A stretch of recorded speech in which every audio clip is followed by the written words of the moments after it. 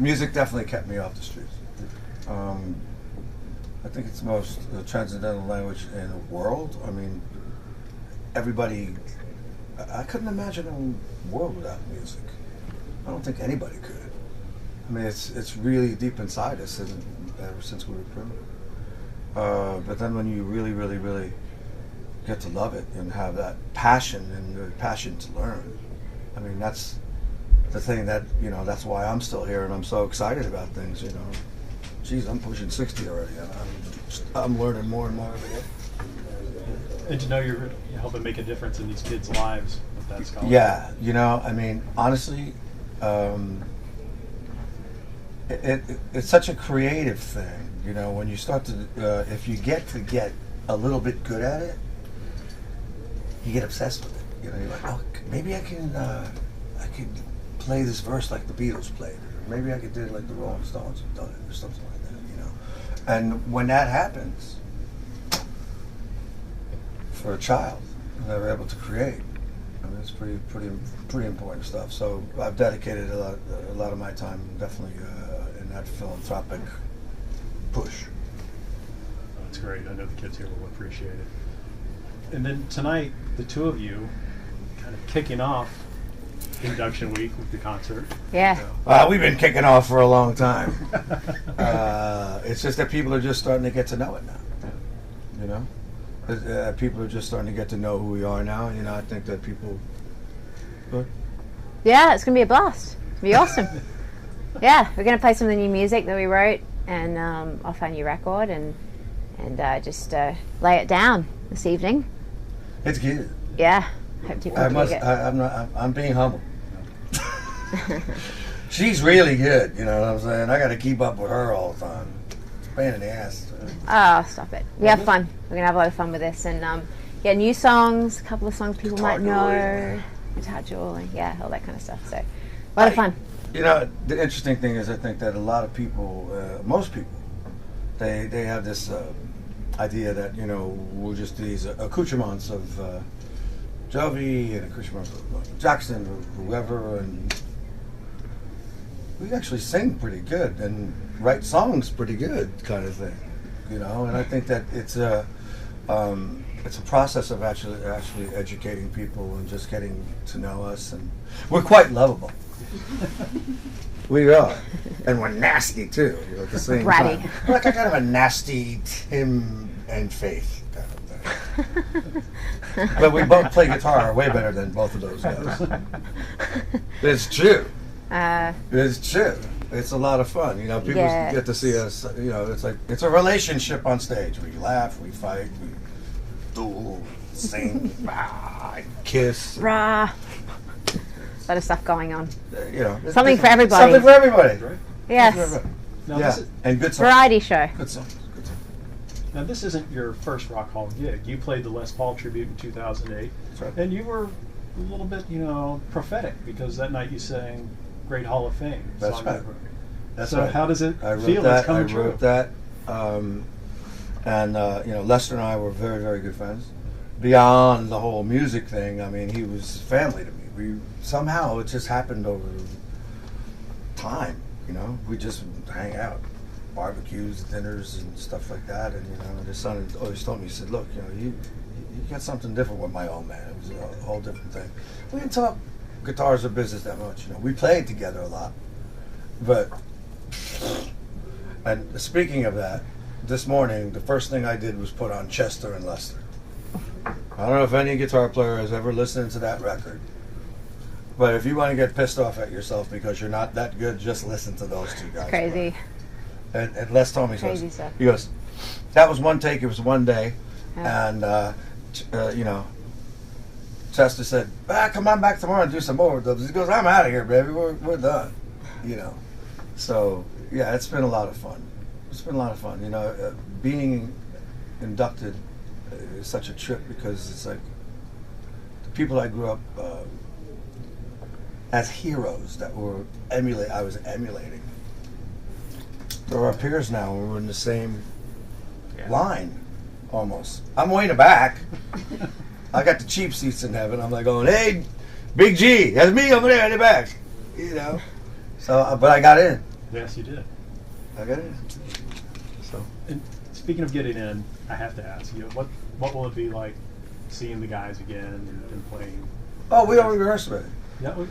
Yeah, and actually we're gonna play tonight, and then tomorrow I'm going over to John's house and hang out, jam a little bit, see what's up, and then I'll be back here to So it's been a good thing. do the thing, Excellent. do the main thing, and the main thing is the main The thing. main thing.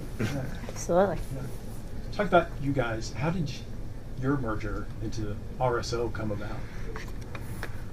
Well, it kind of just, we started jamming straight off the bat because I was playing guitar with Alice Cooper for like 4 years, and we're doing this charity gig up in Maui, and Richie showed up last minute, so he came up on stage and said hi, and we just started, jamming away, and then straight after that, I get back to LA, and Richie calls me. He's like, "Come over, let's jam and hang out," and yeah, so that's kind of how it, sort of all began, and we sort of had that connection straight off the bat too. We just because we're blues-based players, we just everything kind of stems from the blues for us, and we have that in common, and so it sort of just happened pretty naturally, and just writing songs and all of that. It's been, a real journey with all that. So I hope people dig what we've come up with. Yeah, Alice and I go back a long way. We made a couple records together, wrote a couple hits together, produced some stuff, and I hadn't seen him in a few years, and I just happened to end up in Maui, and he was doing a thing. Yeah, it's like for chefs. children. Yeah. For the poor kids in Hawaii and stuff like that. Heard I was on the island, and I was like,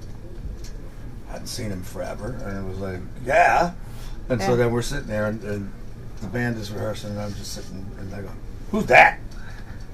And he goes, "Oh, that's Oriente. She just played with Michael Jackson. She plays with me now." I go, "No, she don't." Not for long. You're lucky he didn't get pissed off at me. Yeah, we just went to his birthday party the other day. We had a blast. Yeah. Shep got a little mad. Manager got a little mad at me. I stole the gift horse there. You know what I mean? Okay, we love him all. He's mellow about that. Yeah. Well, it's wonderful working. bunch. Your second album comes out in May, correct? Yeah, not actually too sure on the release date as of yet because we're probably going to push it, but pretty soon. Pretty soon we're adding a few new tracks to it and whatnot, and I hope people dig it. Definitely we've been working a long time on this.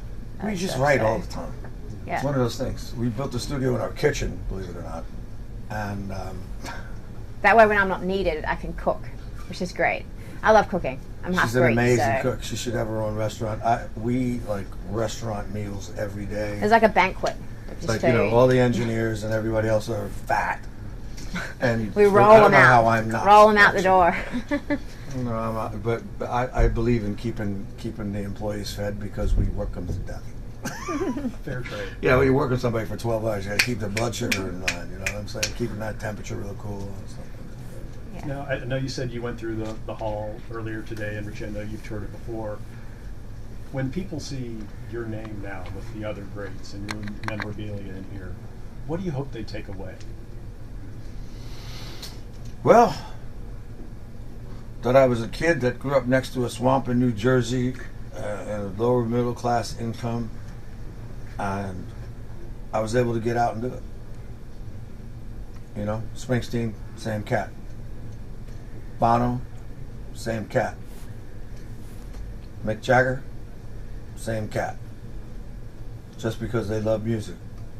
They didn't come from money. They didn't have any of that stuff. It's just like, my first guitar was $10 from a pawn shop. Never stayed in tune.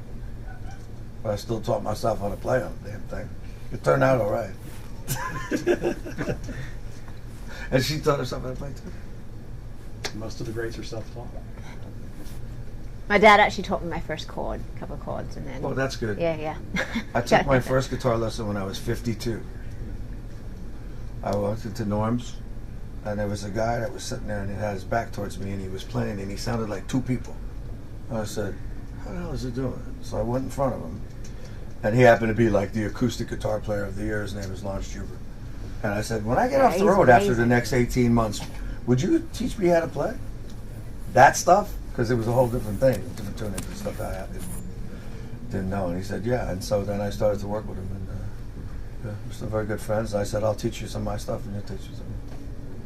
What are you both looking forward to most about Saturday night's ceremony back here in Cleveland?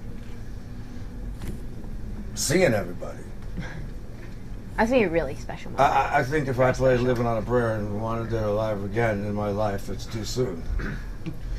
But the reason that you do it is because of the interaction. If you ask me, if I'm sitting in my hotel room playing those songs for the 40,000th time by myself, in my underwear, with a piece of cheese and a beer, no. But if I'm in front of 70,000 people and I got them all doing it, just like you saw me do down there, then it becomes a happening, and then it becomes a lot of fun, And now, what we got, more songs that do that. I mean, we've been playing, touring festivals and doing some stuff, and we got everybody singing these songs, and they've never heard them before. So yeah, it's a great thing. We just played a show for the troops, actually, and in New York City, and we played the song "Walk with Me" for like one of the first times, and everyone was singing along, which was great. Second chorus. So yeah, they got into they're it already singing, because it's pretty so repetitive. So get everyone going. So it was great. Yeah, and it's like I said, when people get to know us, it's like because we're pretty funny. Yeah, I mean, we can't, it's like... half the time we don't really hear each other. We're both deaf. Like and I've got the Australian accent. And she has an Australian accent. He's got the Jersey accent thing going on, so we're both like... What the fuck? The banter. It's like this. And I go, excellent. I'll take it. Yeah, I'm the same way. I'm like, whatever. I'm good with that. If we're walking away from each other, we've been playing on loud amplifiers for way too long, so we got to be like right in each other's face. Or now we got to go to like sign language and shit. Yeah. Well, we'll look forward to seeing you out on the stage tonight. Hopefully you stay warm. And hopefully you stay warm. I think they have some heaters going There's on, heaters so on the stage. There's heaters, right? That's what I heard. Hopefully you guys will stay warm. We'll be good. Thank you so much for the time. We're gonna cook it up today. We're gonna get it going. This is what's supposed to happen. Yes. Well, thank you so much for your time. Pleasure.